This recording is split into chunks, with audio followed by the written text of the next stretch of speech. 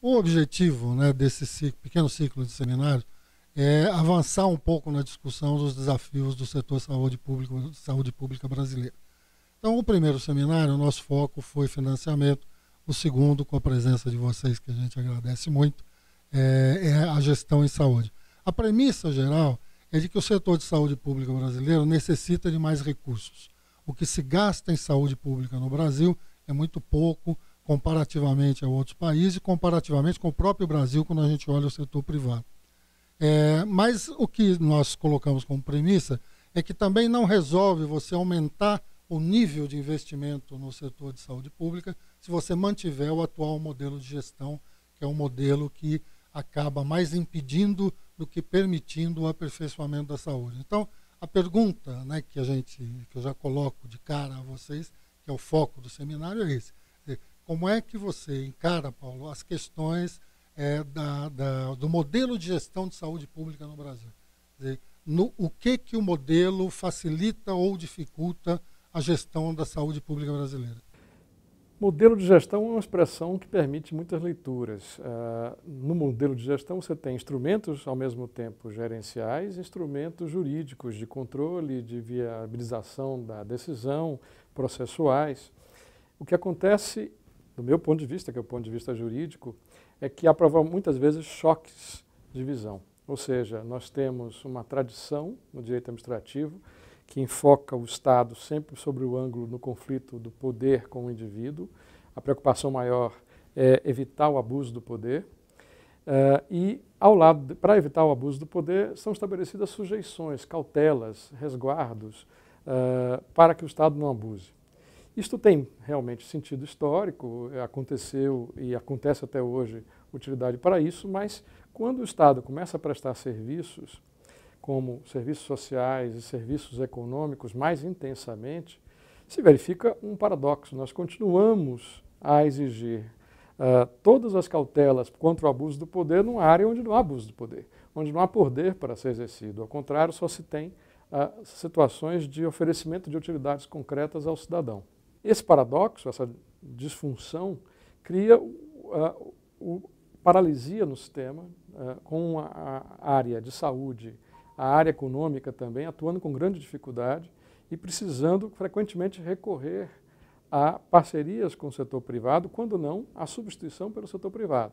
No caso econômico, concessões, permissões, no caso dos serviços sociais, parcerias com entidades do terceiro setor ou PPP com a iniciativa privada. Isto é, ao mesmo tempo, mal absorvido ainda pelos órgãos de controle, acostumados com esse direito administrativo, preocupado com o abuso do poder. E aí nós vivemos outro problema, outra esquizofrenia, o Estado avançando em várias áreas e os órgãos de controle mantendo uma visão bastante ultrapassada do próprio direito administrativo. O Estado de hoje é diferente. A minha ideia é apresentar de que forma esse Estado ele mudou. Mudou para fazer muito mais uma concertação de interesses. Não há apenas uma relação Estado-indivíduo, mas uma relação de diferentes grupos de interesse dentro do Estado, fora do Estado, que precisam ser acertados. E o modo mesmo de atuação do Estado, centrado no ato administrativo, no ato de autoridade, vai mudando para contratualizações, para ajustes, para pactuações, que é o modo de consertar todos esses interesses. Isso tudo ainda é mal percebido pelos órgãos de controle, eu vou tentar demonstrar como, e afeta fortemente a prestação dos serviços de saúde, a compreensão dos serviços de saúde, do seu modo de gestão, do seu modo de controle, de como o Estado deve se relacionar e atuar nessa área. Isso, de certa forma, é um componente do modelo de gestão, mas é um componente que frequentemente é negligenciado, pouco percebido nesses debates. Doutor Gonzalo, você que é um grande intelectual orgânico do SUS e um quadro reconhecido como um dos melhores gestores de saúde do país, com experiência tanto no setor público quanto no setor privado. Quer dizer, o que essa experiência e as suas reflexões te falam a respeito desta modelagem de serviços de saúde que nós temos hoje, Gonzalo? Bom, primeiro, acho que nós temos que lembrar que, como nós vivemos no Estado de Direito, que fale o que eu quiser falar, existe uma íntima ligação com a questão jurídica, né? Nós dependemos de um aperfeiçoamento no instrumental jurídico do espaço do direito administrativo brasileiro. Enquanto isso não acontece, nós temos criado soluções que são relativamente, eu gosto de dizer, esdrúxulas, né? Coisas legítimas, mas quase ilegais, né? Gestão, muito simplificadamente, é alcançar resultados através da mobilização de recursos, né? Isso era assim e continua sendo. O que aconteceu para que, nos últimos 20, 30 anos, um Estado que conseguia gerenciar hospitais e, portanto, alcançar objetivos através da mobilização de recursos, não conseguir fazê-lo atualmente, pelo menos não com a mesma eficiência com a qual o setor privado consegue? Essa pergunta é uma pergunta que a gente não tem sido capaz de responder. E, basicamente, o que eu proponho é que o mundo passou por tais transformações, principalmente a partir do advento do processamento eletrônico de dados, dos personal computers e da internet, da rede web, que a gestão se transformou de maneira muito violenta, né? E a administração pública, ela tem uma violência, uma velocidade que é dada pelo seu elo mais fraco. E qual é o elo que dá velocidade à administração pública? É o elo da segurança pública, o elo da justiça, o elo da área fiscal e tributária, né? Enquanto isso, setores que têm uma dinâmica muito avassaladora, como é o caso da saúde, da ciência e tecnologia, estão sofrendo a consequência dessa velocidade de gestão que outros setores da administração pública têm. Não dá para você ter hospitais funcionando de maneira minimamente adequada com um modelo gerencial que a administração pública ostenta, pelo menos até agora. Então, há necessidade de realizar transformações. Enquanto elas não existem, nós estamos criando situações esdrúxulas. Embora, a partir de 98, nós tenhamos algumas soluções, principalmente no campo da cooperação público-privada, que podem ser utilizadas, mas ainda existem algumas dúvidas dentro da sociedade, principalmente por causa da fragilidade do ordenamento jurídico, e que faz com que nós tenhamos que encontrar alternativas para que essas dúvidas não fragilizem a gestão das instituições no setor saúde. Eu acho que esse é o desafio que nós temos que discutir, é o desafio que a sociedade tem que discutir e nós temos que caminhar para enfrentar.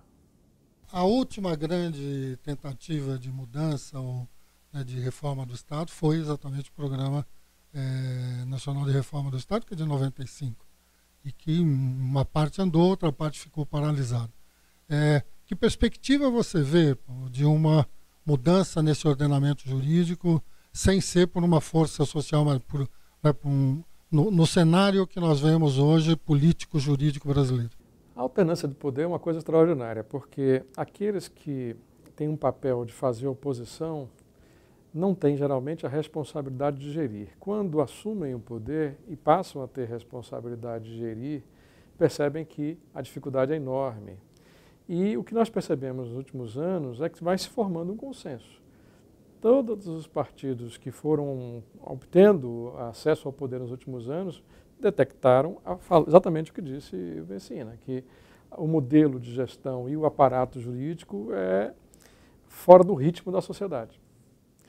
Ora, essa percepção me favorece a que, de fato, você tenha nos próximos anos novas mudanças. Não é à toa, embora falte ainda uma decisão política, não é à toa que em 2007 o Ministério do Planejamento convocou um grupo de professores, eu participei, para preparar uma reforma do Decreto-Lei 200.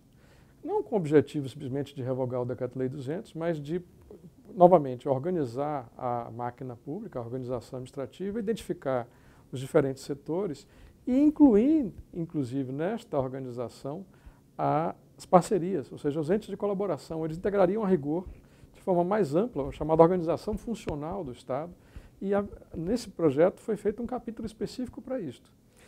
Houve consenso, na época, no governo, de que era um bom projeto, uma boa ideia. Quem surgiu para resistir e dificultar e praticamente inviabilizar, naquele momento, o encaminhamento do projeto foi o Tribunal de Contas, que se sentiu ameaçado com disposições flexibilizadoras que eram contidas no projeto, com a ênfase no controle de resultados, com a responsabilização dos controladores e até a obrigação de indicar resultados que constavam do projeto.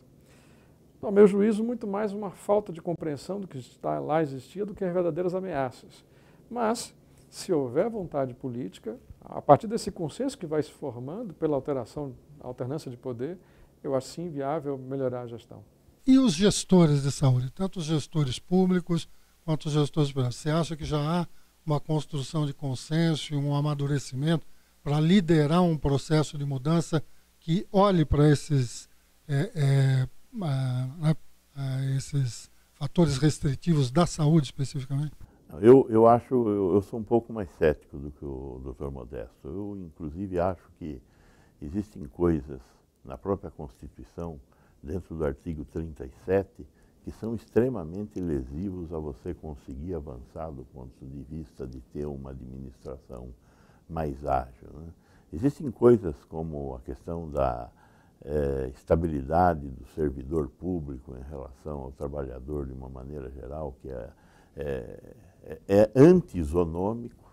Eu acho que essa é uma questão que tem que ser enfrentada, né? Em relação aos tribunais de contas, os tribunais de contas, sem, inclusive, respaldo legal, hoje começam a operar ex ante e não ex post, como eles deveriam operar, né? Então, eu sou um pouco cético. Acho que não existe, esse consenso está longe de construir, porque ainda existe uma brutal ignorância por parte dos agentes, para não dizer da sociedade, sobre essa discussão. Essa discussão ainda tem que sofrer mais, temos que martelar mais nessa discussão. E os gestores, basta colocar essa discussão, os gestores confundem terceirização com privatização, com gestão pública e gestão privada, estatal. Há uma confusão muito grande que, com as tintas desta ou daquela ideologia, se torna uma barafunda muito ruim. Eu concordo. Quando eu falei em certo consenso, é na alta administração pública, nos níveis mais elevados, que também eram antigamente ideologizados, mas que começam a perceber que, até pela responsabilidade política de conduzir o país, não conseguem. Determinam algo, mas não acontece. Agora, no nível realmente mais baixo, operacional, ainda há muita ideologização e incompreensão. Veja a recente mudança noticiada ontem da 8.666 para proteger a pequena empresa, que é uma loucura. Eu espero que aquilo não pegue, porque se pegar, o Brasil engasga.